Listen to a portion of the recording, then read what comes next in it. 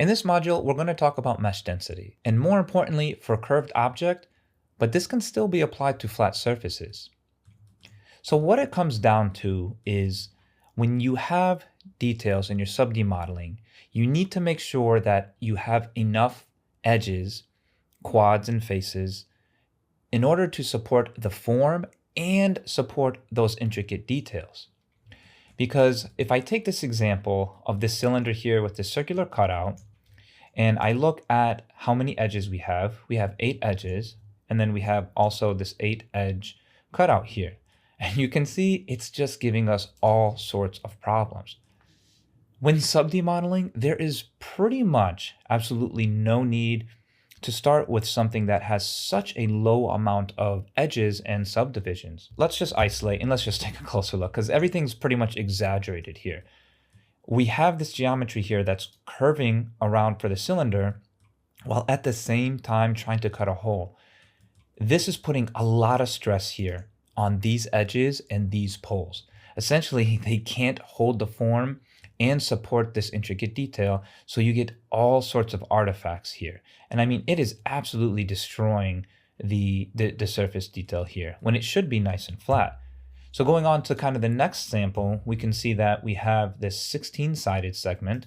So we have about 16 going around, and then we have 16 for this cutout here. We are doubling the amount of segments, and you can see it's already doing a much, much better job. However, we are still getting quite a bit of artifacts here kind of in this area, especially in the same area, right? It's where we have our poles and it's where we have this main supporting edge for the curvature. So it needs a little bit more help. Now, again, context matters and whether or not we're really kind of zooming in, but even from this distance, we can switch different matte caps to glossier ones, and you can see we're running into all sorts of artifacts and distortion here. Moving to the next one, we can see that this one now, we're starting to get into 32 and 64. And really, I mean, spoiler, the more edges that you add, the less amount of distortion you're gonna have, because now this edge here and these poles are now getting the support that they need, and it's becoming, the form is less dependent on this primary edge. So I would say, this 32 edge cylinder here is probably a good start for adding in details like this. And then I go all the way up to 64 here, or no, not 64, this is 48. So 48, so I'm increasing it by a decent factor here, and we can see how much better that's starting to look. And the same thing applies whether you have something circular or something with corners, right? Corners on curved surfaces is, again, one of those that, like, it's the bane of our existence. So really, to fix it, you just need to make sure that you have enough geometry to support that form. So again, this is a good example where we're looking at, a 16-sided cylinder. It's really has no reason to be this low, and it's just causing all sorts of pinching. There's a lot of stress happening specifically on this pole.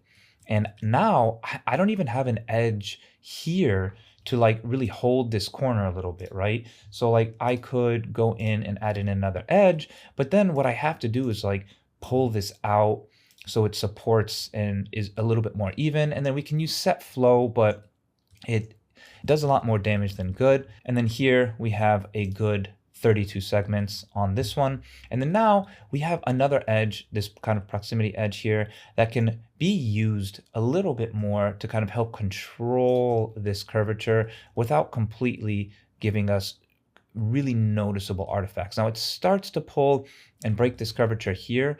So this is kind of an example of where I say, if I'm going to have hard corners or sharper corners, I'm going to want to make sure that I have enough geometry to kind of support that.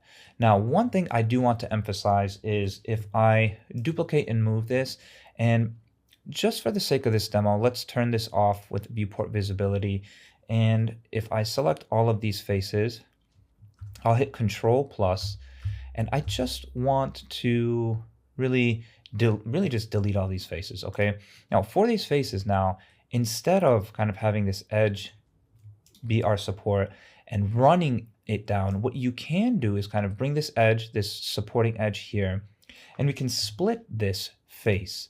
So if I split this face that's kind of running across there, now what that gives me is a little bit of extra geometry to support this corner. So I can split this now where I have this edge running across, and then I have this edge running across this way, okay? So let's see what that's gonna do. What this is doing now is I can actually remove this edge here. Then you can select actually these two edges and dissolve them, and now you're left with this nice supporting edge for this corner, okay? So this works really well, and then this gives you a really nice sharp corner. So then if I extrude and kind of move this in now, so I'll just extrude on the X, SX0 to kind of completely flat that, and then we'll just make this a completely flat surface. I will then just do a simple inset, and then I'm just being quick and dirty here, I will add in this edge to just kind of hold this form. Now we do need to be careful because you can see that it took this edge and made all of these bevels. So I need to select all of those faces with Control plus and set that mean bevel weight back to 0. And then if I bring in this edge to kind of hold that proximity and then turn on our viewport visibility, we can see that on this corner, it helps kind of support this geometry a lot better. And if I wanted to, we have, again, this is a proximity, and you can see it's kind of round here, and on the other side, it's even sharper. And then I would say that I would need to add in maybe a few more bevels, because what's happening now is this corner bevel here, or these edges here, are being pulled away from that. So that holds up pretty good. There's still a little bit of pinching. So that's why they're so troublesome on these curved areas that sometimes it's just better to start with a higher proximity, or excuse me, a higher amount of segments. So then you can see exactly this issue on other things. So instead of like a cylinder or curved surface with such a large hole, here is a curved surface with a lot of smaller holes, but the same thing applies. So you can see what we have here. You get all sorts of artifacts and deformation because all we have is this one edge here holding the support form, right?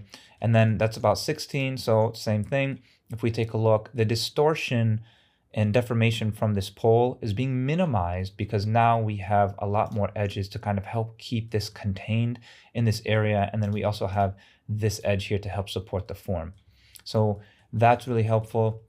And then we're also left with this example here, and same thing, if we look at our poles and we look at this curved surface, just not enough geometry. And I'm using standard localizing topology techniques to kind of keep this sharper edge here on the surface. And it's again causing so much issues because we have this pole here, we have this pole here, and these edges are being pushed. There's no even distribution of edges.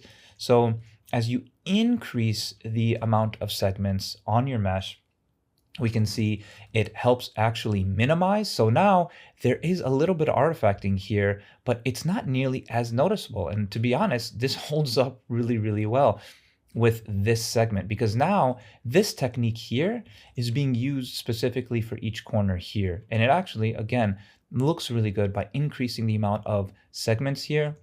And then we continue to do that as we go along. Like this one is what, about 14 edges.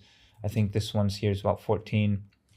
So you can kind of see whether or not we want sharp edges, or if you have enough edges here that can actually kind of hold the form without having to add in this detail. So it really comes down to if we want really sharp corners or not on curved surfaces. So to summarize, the mesh density really depends on the level of detail or the amount of intricate details that you're going to be putting on your model. If you know you're going to be having a model with a lot of detail, then do yourself a favor and start with a lot more segments. Don't go crazy. I typically start with about 32, or I go up to 48 or even 64, but you can also use the technique, which we're going to cover next in the next video, which is creating the base form, then subdividing if you want to add in more intricate details. So, okay, with that, I'll see you in the next one.